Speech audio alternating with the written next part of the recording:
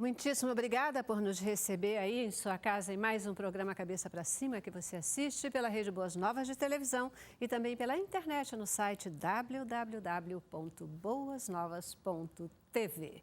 Você é parte fundamental de tudo que a gente faz aqui. Por isso, a nossa programação, ela se preocupa com os temas que você quer ver debatidos aqui em nosso programa. Quando você manda uma solicitação, nós vamos buscar atendê-la, porque nós queremos que você possa refletir, que você possa estar sempre sintonizado e antenado com as coisas que acontecem no Brasil e no mundo de uma forma geral. Edificados também com conteúdo quando a gente fala da palavra de Deus. O nosso objetivo é abençoar a sua vida. Essa é a razão de ser da Rede Boas Novas de televisão. E tem uma turma, uma galera aí muito interessante que já entendeu esse propósito, que já entendeu que a Boas Novas, ela cumpre o ID de Jesus com toda a sua programação, mesmo quando ela não está falando um tema evangélico, né? Porque é um tema bíblico, porque na verdade nós somos seres humanos integrais. Você que já entendeu esse desafio, que entendeu que a Boas Novas precisa de você para estar no ar 24 horas por dia e tem orado por nós e tem contribuído financeiramente, que o Senhor recompense, que o Senhor possa atender os desejos do seu coração. Você que ainda não é um semeador, entenda, você pode fazer diferença com qualquer valor que você queira contribuir, com a sua oração, o importante é você participar. Liga 2112-6300, entra no nosso site e venha se tornar um semeador. Venha fazer parte do exército de semeadores. Venha dizer também, eu faço parte dessa história, eu abençoo o Brasil com as boas novas de Cristo. Que o Senhor Deus, que é o único que realmente pode, e que Ele recompense você, que Ele possa te dar, atender os desejos do teu coração, abençoar a tua vida, como Ele tem nos abençoado. Quando a gente faz parte do exército de semeadores, não é só para contribuir, não, é para fazer parte da bênção também. Obrigada, semeador de Boas Novas, e obrigada a você que agora vai se tornar um semeador. 2112-6300 ou www.boasnovas.tv. As manifestações por um Brasil melhor que eclodiram no nosso país nos últimos tempos e nos encheram de alegria, de orgulho, de esperança por um país efetivamente melhor, elas têm se tornado extremamente violentas e já nos preocupam.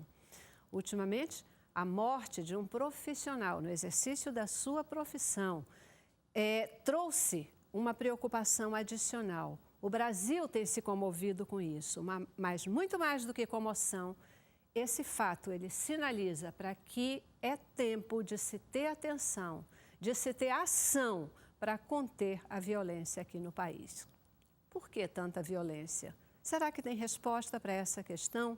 O que precisa ser feito, quer seja pelo governo, quer seja pela sociedade, em todos os seus aspectos, para que a manifestação do livre pensamento seja garantido e que isso possa ser feito com segurança. Essa é a nossa reflexão de hoje aqui no Cabeça para Cima. Manifestações violentas. Começamos com o informativo e temos um time bem legal para continuar conosco no debate. De um lado, pessoas que defendem as táticas violentas. Do outro, aqueles que questionam as ações dos Black Blocs. No Facebook, há mais de 81 mil adeptos, divididos em relação à dimensão dos protestos e das reivindicações do grupo, desde que o cinegrafista Santiago Andrade foi atingido por um rojão na cabeça. Especialistas dizem que, apesar da rejeição popular, deve haver pouca mudança na tática adotada pelo grupo nas próximas manifestações. Santiago foi o primeiro jornalista morto em decorrência dos protestos. Desde então, a quantidade de pessoas que rejeita as táticas nas redes sociais tem aumentado. Assassinos e vândalos passaram a ser palavras recorrentes nas páginas das redes sociais.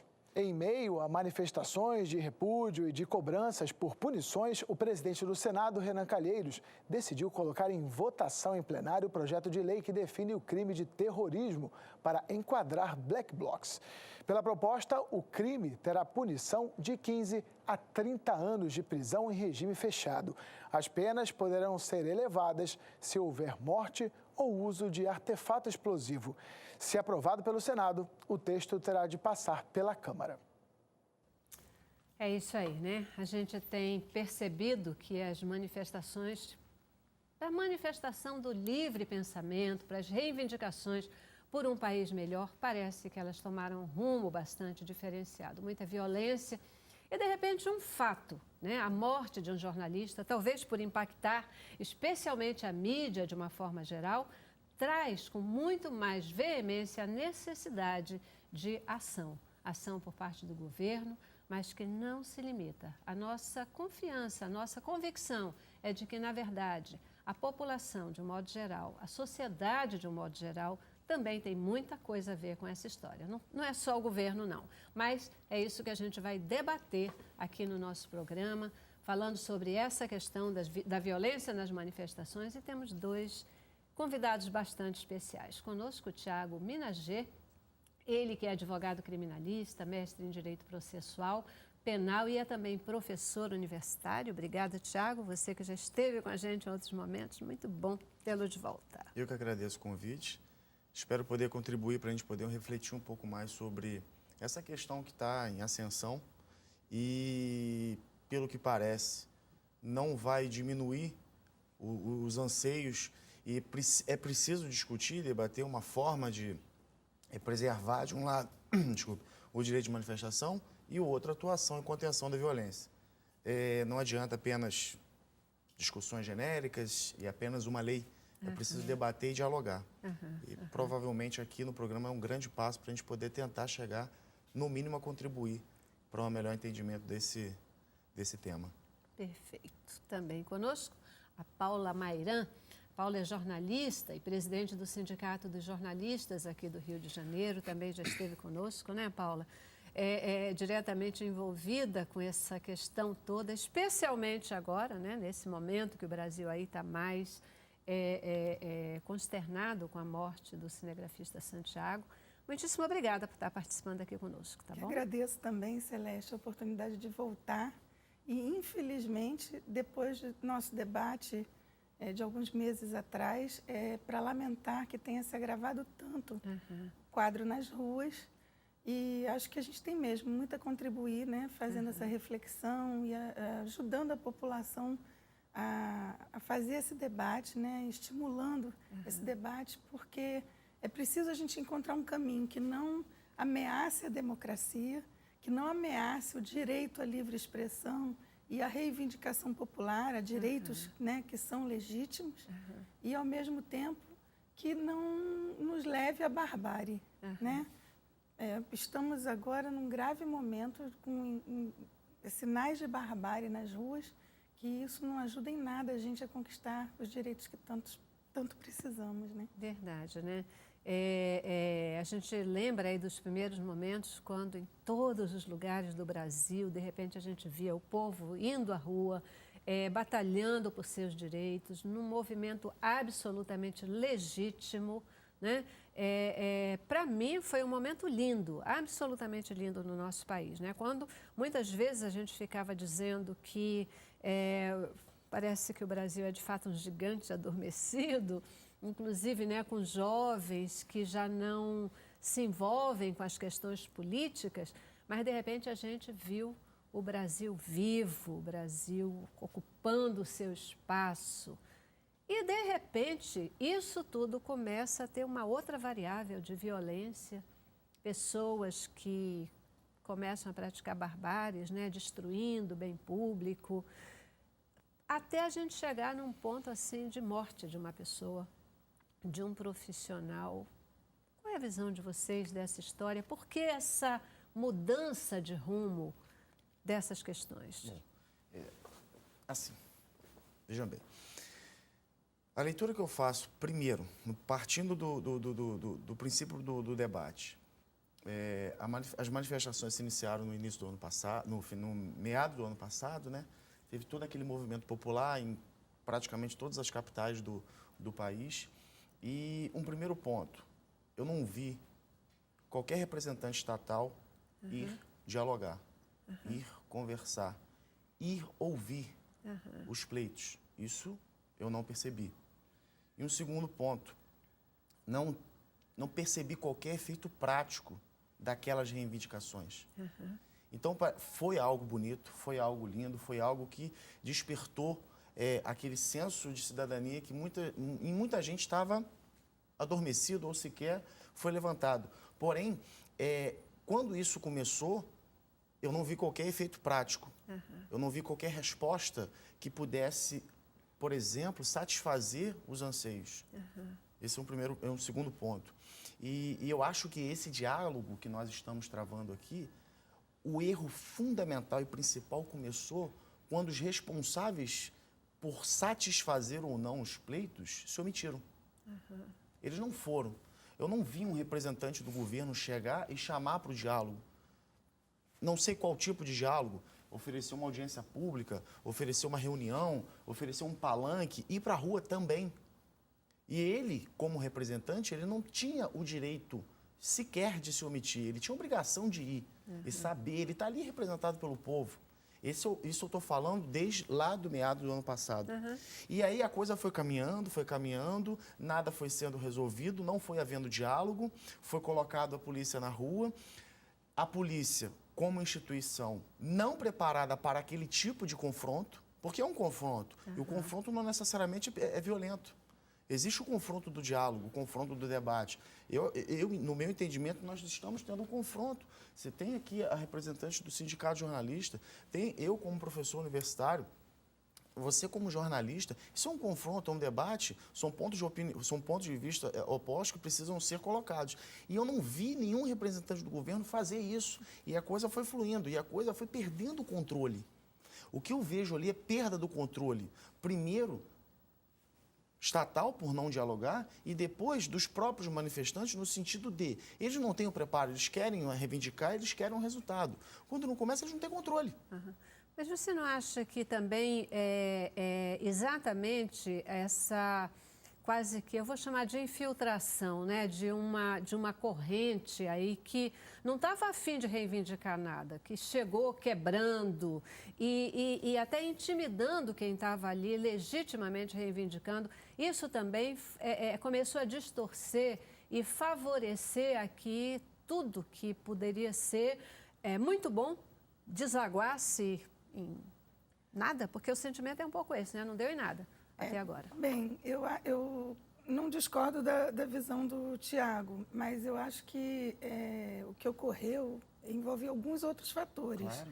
Né? No ano passado, a partir de junho, tivemos manifestações que há divergências em torno do número de pessoas que se reuniram nas ruas, mas alguns falam em até 1 milhão de pessoas na Presidente Vargas.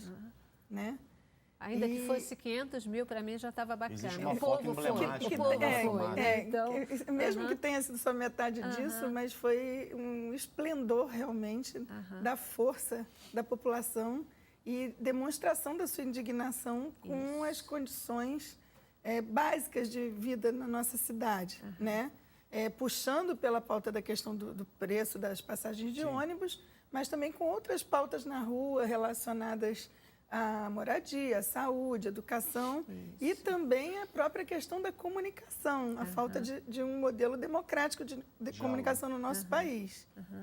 E aí, o que a gente teve foi alguma resposta, sim, do Estado, mas muito tímida, como naquele momento não ter havido o aumento da passagem, como não ter havido... É bom a gente lembrar daquelas pequenas conquistas, como a aldeia Maracanã não foi demolida, a escola Friedenreich não foi demolida, o parque aquático e o parque olímpico lá do Maracanã não foi demolido. Tudo graças a toda essa organização do povo nas ruas, reivindicando uma mudança de todo aquele modelo pesado de opressão pré-mega-eventos, como Copa e Olimpíadas, que eram voltados... Porque foi isso que eu acho que indignou muito o público. O público foi vendo... A população foi vendo muito dinheiro do Estado envolvido em obras enormes, empreendimentos enormes, voltados para o lucro de alguns poucos empresários enquanto não se via nenhum retorno para a qualidade de vida da população da nossa cidade. E até deixando de considerar valores dessa comunidade, né? Destruindo... Como a destruição da aldeia, etc. Quer dizer, isso não importa. Importa o que a gente vai fazer para inglês ver. Exatamente. Inglês, americano, chinês, russo, alemão, etc. É bom a né? gente lembrar, desse início, né? Daquelas circunstâncias em que eclodiu esse fenômeno. E aí, o que aconteceu? O Estado deu essas respostas tópicas e tímidas no que se refere ao atendimento das demandas da população, mas deu uma resposta muito violenta na repressão policial a essas manifestações. Eu mesma estava lá naquela multidão como manifestante na Presidente Vargas, quando eu vi aquele monte de bomba, de gás lacrimogêneo, de efeito moral, e com risco até de uma grave tragédia, porque poderia ter tido gente atropelando gente ali, poderia ter tido muita morte. Eu não sei como não aconteceu algo mais trágico ali naquele dia, mas, na verdade, a resposta do Estado mais forte foi a violência. Aí, depois daquele primeiro momento de violência que foi do Estado, é que começou a surgir esse fenômeno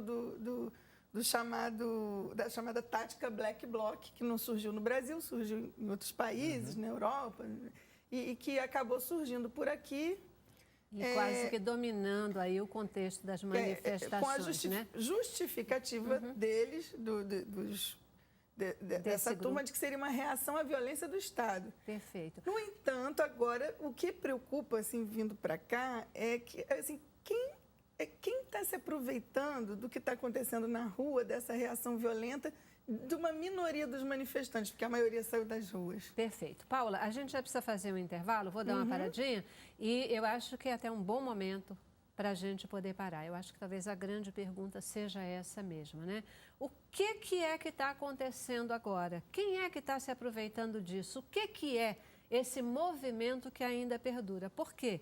Ele não é mais aquele movimento de reivindicação legítima do povo brasileiro. Não é mais. O sentimento é que não é, né? Tem outro borogodó por aí. O que é? Por que tanta violência?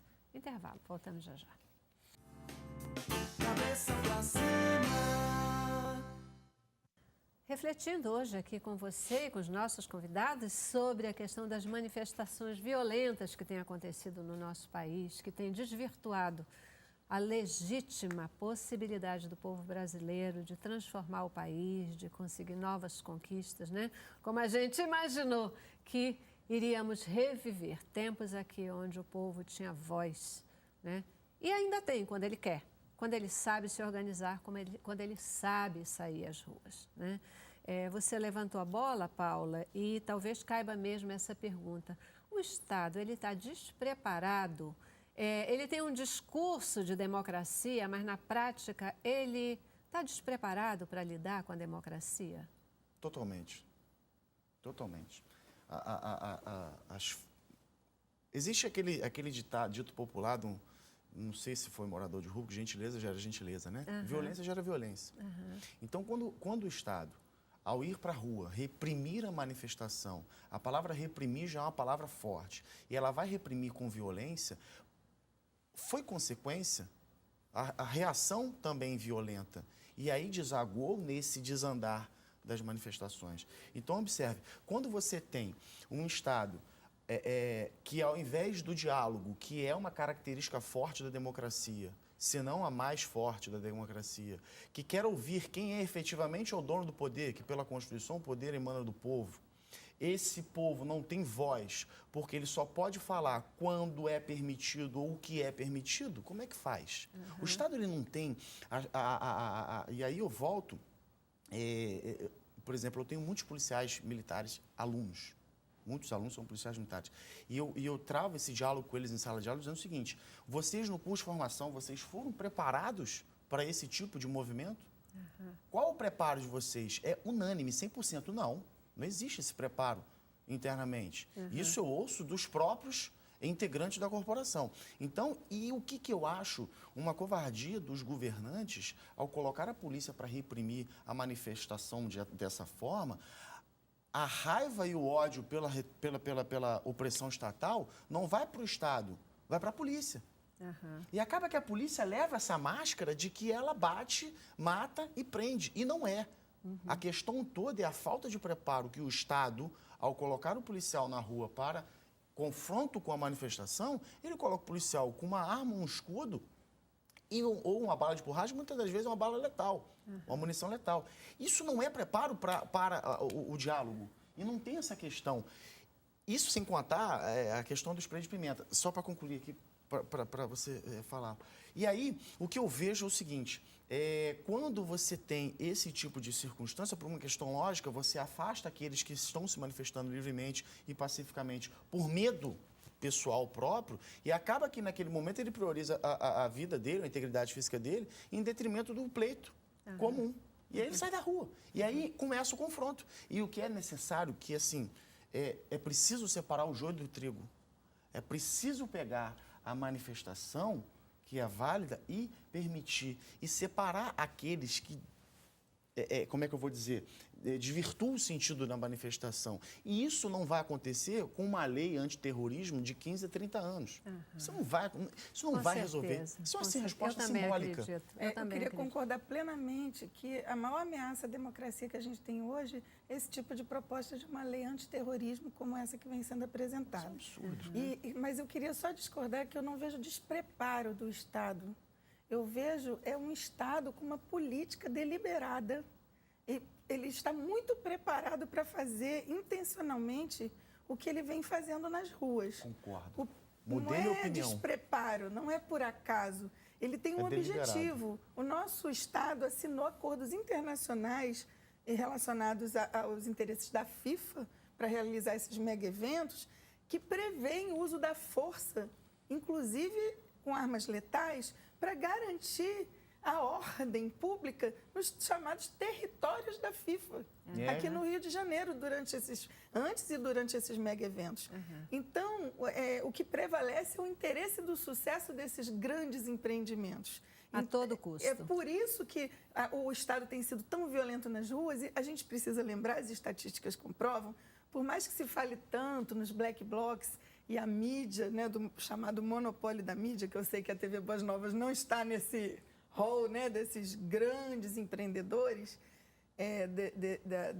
detentores, né, do controle da comunicação do nosso país, esses grandes detentores dos grandes meios de comunicação do nosso país, eles fazem parte desse sistema que domina o poder, né?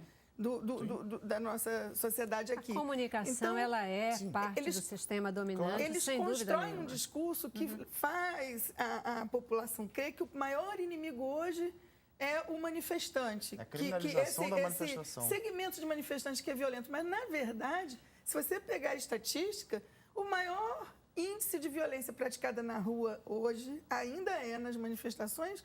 O policial militar, que concordo com você, fica com esse estigma, mas ele é apenas um cumpridor de ordem. Exatamente. A gente está tardiferando aqui, né, caminhando aqui para um campo que ele é extremamente complexo, né? Porque a gente tem, primeiro uma coisa, é quase que incrível a gente imaginar o povo brasileiro contra a realização de uma Copa do Mundo de futebol aqui no Brasil. Chega a ser incoerente, o povo brasileiro, que é tão envolvido com futebol, né? De repente diz, caramba, a gente quase que não quer esse negócio aqui, não, porque isso está minando a nossa vida, né? Isso chega para levar a rodo os nossos direitos, as nossas conquistas e tudo que a gente pode ter, né? Então, no momento desse, essa realidade se choca. A gente vê, de repente, coisas que precisariam ser feitas, que não foram, os orçamentos todos que já dobraram, triplicaram, não sei o quê, e que vão muito mais ainda, porque chega na hora H, não está pronto, aí a gente já sabe como é que corre tudo, né? E aí, o povo está na rua e a gente tem que, ou o governo tem que, de alguma forma, fazer com que esse povo se cale. Meu Deus, é um negócio meio maluco. Tem que lembrar que tem as relações. É um negócio meio maluco, né? Aí a gente tem manifestações e elas se tornam tão agressivas que esse povo que quer falar, que quer expressar o seu direito, ele não está mais na rua. Quem está aí é um negócio que não sei a serviço de quem, mas com certeza não é esse povo livre, etc. Colocação. Os manifestantes estão contra a mídia?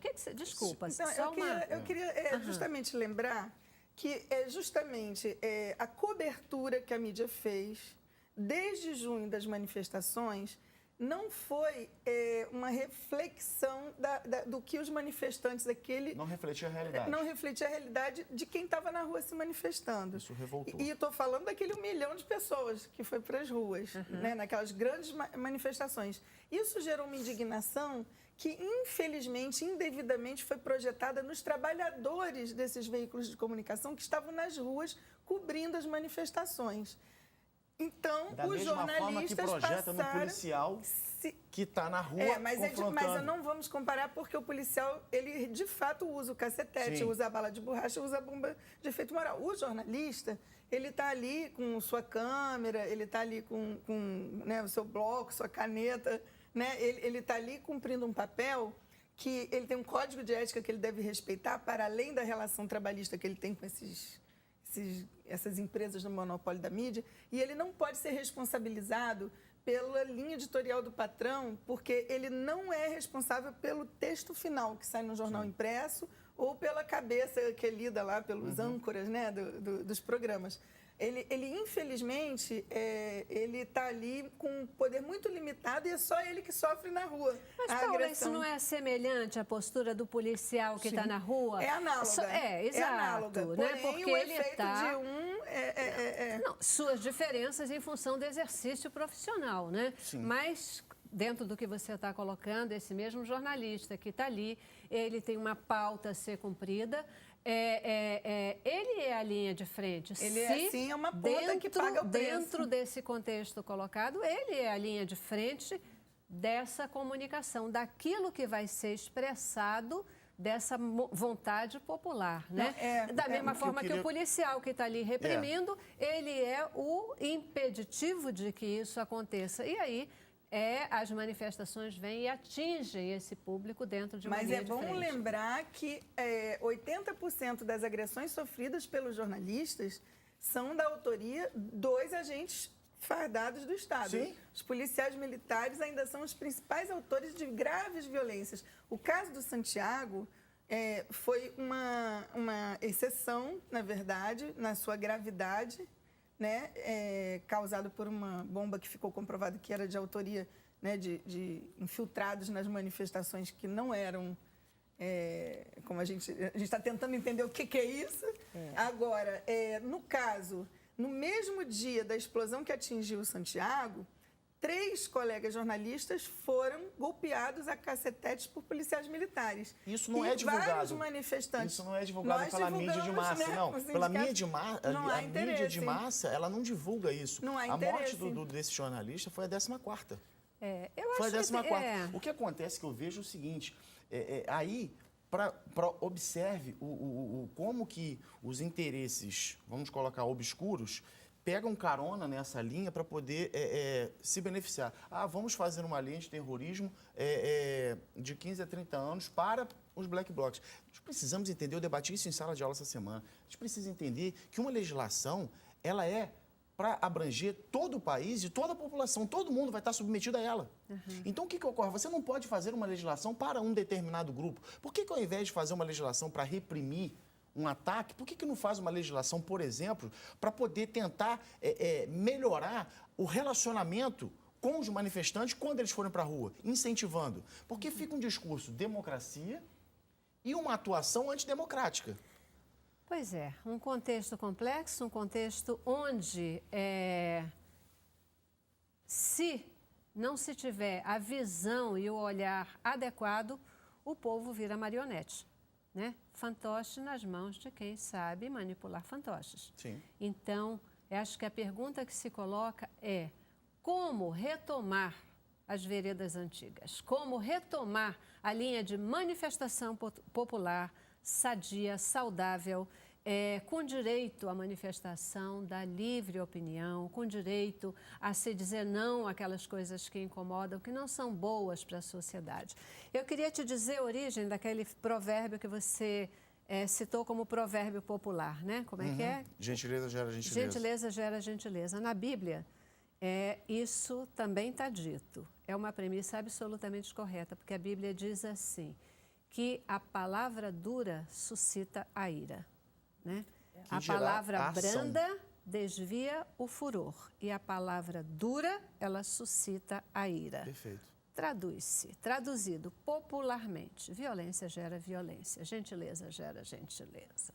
Está na Bíblia, tá? A gente já vai para o nosso intervalo e a gente volta já já. Eu quero no próximo bloco abordar como que a gente pode fazer essa virada, como que a gente pode ajudar o público brasileiro a refletir sobre nós temos voz. Nós precisamos conduzir esse país para onde nós acreditamos que queremos e não deixar se manipular, não deixar se vencer pelas forças políticas, etc. O momento no Brasil é muito importante e todo mundo tem que estar de olho nessa história, concordam? Intervalo, voltamos já. Cabeça pra cima. Hoje, refletindo com você sobre essas manifestações violentas que têm acontecido no nosso país, que têm nos tirado o sossego, que têm nos inquietado e calado um sentimento tão bacana, né, que surgiu aí em todo o povo brasileiro de poder expressar sua opinião, de ir às ruas e dizer, nós temos voz. Nós não podemos perder esse lance, não. Nós temos voz, né? O povo brasileiro precisa se posicionar e garantir aquilo que a nossa Constituição já nos promete, né? É isso que a gente quer efetivamente fazer acontecer. Que estratégias são as melhores para a gente controlar essa situação de crise, essas violências de rua? Eu vejo três consequências possíveis desse contexto. A população ficará com medo de ir para a rua por conta das violências. 2, o Estado muda completamente a sua postura para que possa ser exercido livremente o direito de manifestação. Ou 3, a violência vai aumentar. Porque existe uma diferença entre entender e concordar. Claro. Eu entendo o porquê dessa violência do denominado grupo Tática Black Bloc. Eles reagem. Começaram a reagir, não concordo. Desde o começo eu falo isso, não concordo. Mas eu entendo o motivo. Porque se não fosse essa reação violenta, as manifestações já teriam acabado. Será? Sim, porque o Estado ia oprimir e ninguém mais ia para a rua. Pode ver que hoje quem vai para a rua? Aqueles que reagem. Quem está disposto ao enfrentamento. Quem hoje tem disposto apenas a se manifestar já não vai mais. Porque ele não quer ficar naquele campo de guerra. Não vai por isso. Então, né? E se você tirar aqueles que reagem, aqueles que não querem ir para o campo de guerra também não vão, porque eles sabem que vai ter o ataque. Então não vão. Eu estava comentando com a Paula. Tiago, só queria fazer um parênteses. Claro. A gente precisa tomar muito cuidado quando a gente vê um cenário de enfrentamento entre forças que não estão numa correlação de igualdade. É muito desigual o poder, a capacidade mesmo de enfrentamento desse grupo desorganizado, né, de mascarados, né, e o poder do Estado. O aparato, o treinamento, o armamento do Estado é estupidamente superior do que desses gatos pingados que estão indo para as ruas fazer o enfrentamento. E parece, há indícios de que há um aproveitamento político de grupos sobre a ação desses jovens que estão indo para a rua fazer esse enfrentamento, ameaçando inclusive as próprias vidas. E com que objetivo? Com vistas a alcançar que resultados? Que vitória poderá ser obtida num enfrentamento tão desigual? É uma pergunta que fica no ar. Nesse momento, é preciso lembrar, por exemplo, que no dia da explosão que atingiu Santiago, não houve só vítimas jornalistas, né? Morreu um senhor aposentado, fugindo dos policiais também, né? E foi atropelado por um ônibus. Mais de 10 vítimas foram atendidas nos hospitais públicos de manifestantes que foram feridos. Se a gente for pegar as estatísticas, você tem muito mais vítimas civis E não ouve falar nem de Nada, praticamente de ninguém vítimas divulga policiais militares assim, na verdade, o que a gente vê é o povo nas ruas sendo, como sempre, oprimido, Pisado. e nesse caso agora pisado, ferido e em alguns casos morto, como foi o caso do Santiago. E são trabalhadores enfrentando trabalhadores, porque os policiais também são trabalhadores. E a transferência do ódio. São trabalhadores enfrentando trabalhadores quando também o jornalista vira alvo.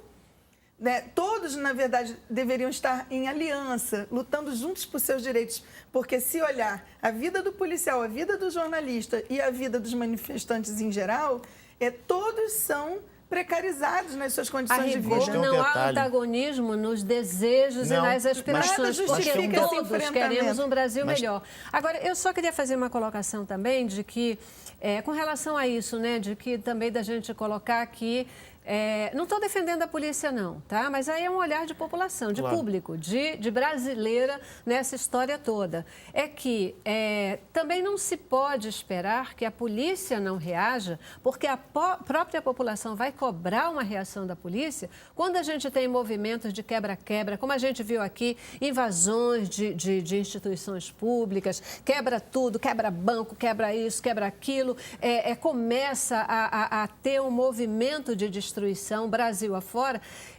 A gente teve um momento em que ficava assim, né? Se a polícia batia, todo mundo reclamava. Se a polícia não batia, todo mundo reclamava. Como é a reação? Só um pouquinho da direita mesmo, eu quero falar também, nessa hora eu quero falar também. Então, tem que ter algum tipo de movimento de proteção ao direito individual, porque eu acho que essa é a grande confusão. O que está acontecendo nesse momento? A serviço de quem? Por quê? Aí alguns se aproveitam politicamente para manipular quem está lá, jovens, etc., e dizer, porque é o governo que está ruim, que a gente tem que fazer. Outros que estão ali para fazer bagunça mesmo, que é para acabar com o movimento. A gente diz a história dos black blocs que vão lá de capuz e de cara escondida. Por quem são eles? Por que eles se escondem, né? Então, como sair dessa história e garantir essa é a questão. Volte, como o Estado vai reagir? O que seria preciso? Como o Estado vai reagir? Bater? Prender? Aí entra o despreparo, ou, como bem colocado por ela, intencionalmente reagir dessa forma? Como o Estado deve reagir com quem chega lá matando, destruindo, etc.? Isso que tem que ser debatido. Está na Constituição. O papel das forças de segurança pública não deveria ser o de tratar a população ou o manifestante como uma força oponente, a ser tratada, como está no manual do Ministério da Defesa. Deveria ser tratado como o seu... seu próximo. Seu objetivo. O ser que deveria ser protegido. Não atacado. Né? Então, o papel do policial militar na rua é garantir o direito à manifestação, garantir o direito à vida de todos aqueles que estão ali, garantir o direito do jornalista trabalhar, do manifestante se manifestar, tudo em paz. E garantir o direito do professor trabalhar, do bancário trabalhar, de todo mundo trabalhar, porque numa hora dessa... Aí como entra a reação do Estado na figura do policial para com a manifestação? Essa é a grande questão. O Estado, como bem colocado pela Paula, ele não tem que olhar para o manifestante e criminalizar a manifestação. Manifestação é criminoso, vai quebrar, vai bater, vai dar pedrada. Não é isso. O Estado ele precisa tratar o manifestante que ele está ali exercendo o direito dele e proteger o exercício e garantir o exercício desse direito. Não reprimir esse direito ou limitar esse direito.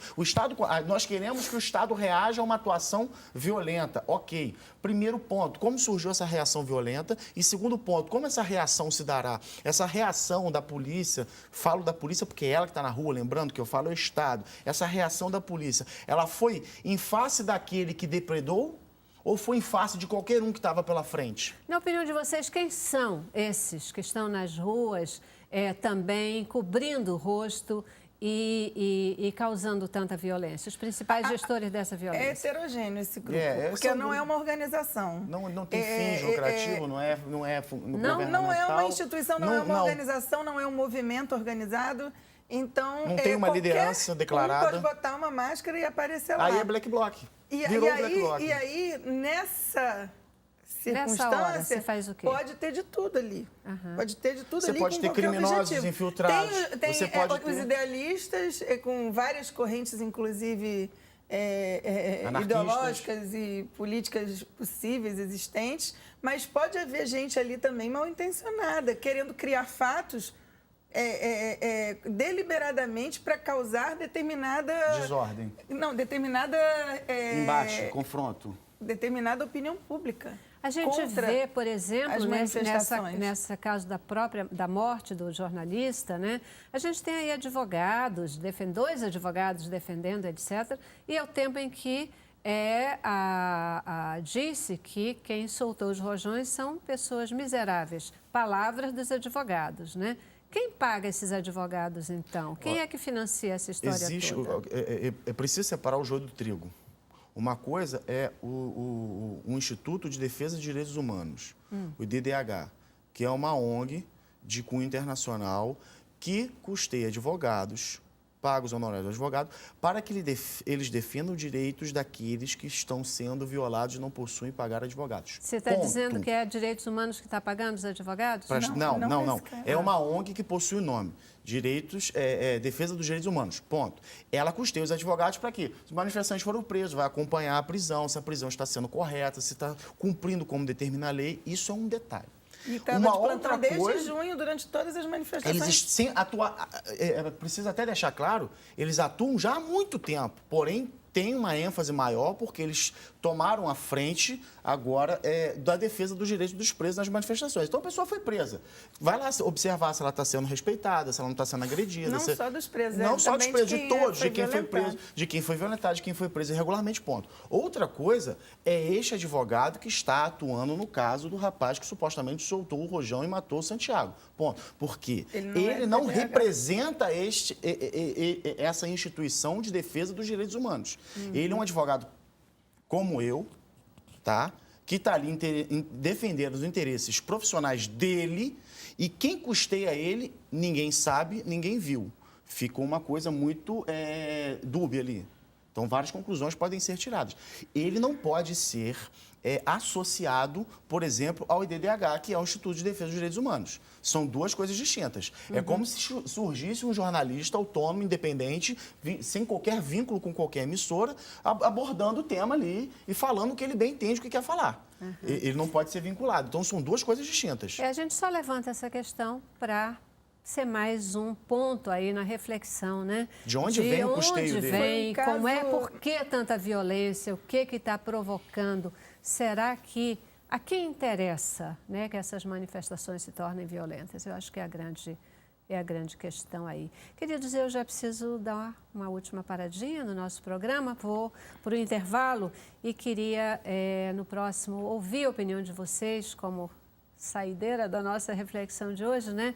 De como vocês estão vendo os próximos tempos, os próximos momentos, né? Qual o contorno? Qual a tendência? Repressão às legítimas manifestações ou manifestações violentas continuadas? E aí, que ponto de atenção a gente deve ter nisso? Tá legal? Intervalo. Cabeça pra cima. É isso aí, gente. Às vezes um assunto, né, que é complexo, requer muita reflexão, que a gente faz aqui é levantar um monte de bola. E você aí é que tem mesmo que pensar, refletir e considerar as diferentes situações. Nossa reflexão, né, o tempo voou. Eu quase que só tenho que agradecer a presença e participação de vocês. Sua mensagem final nesse contexto.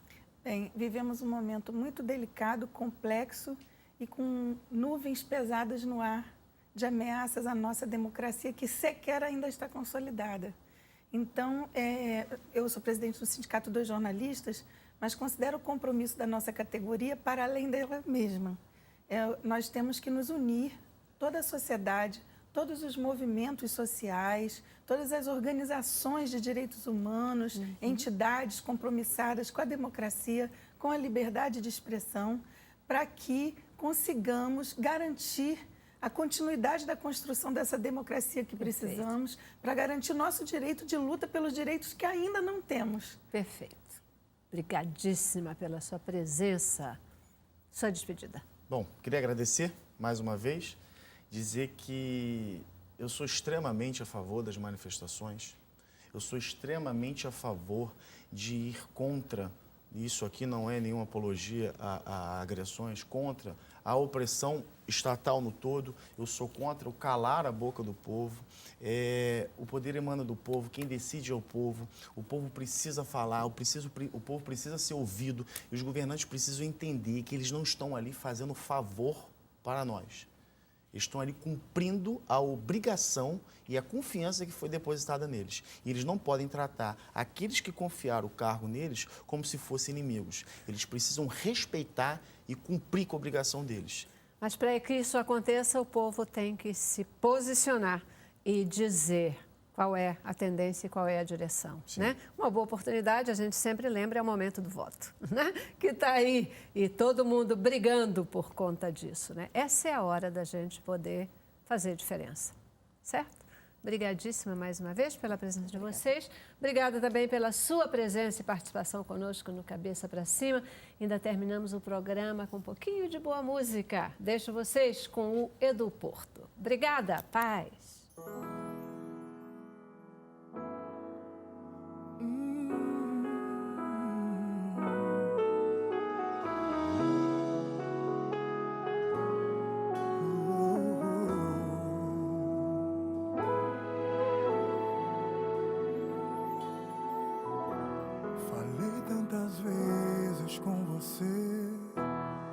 Mas você não quis me escutar.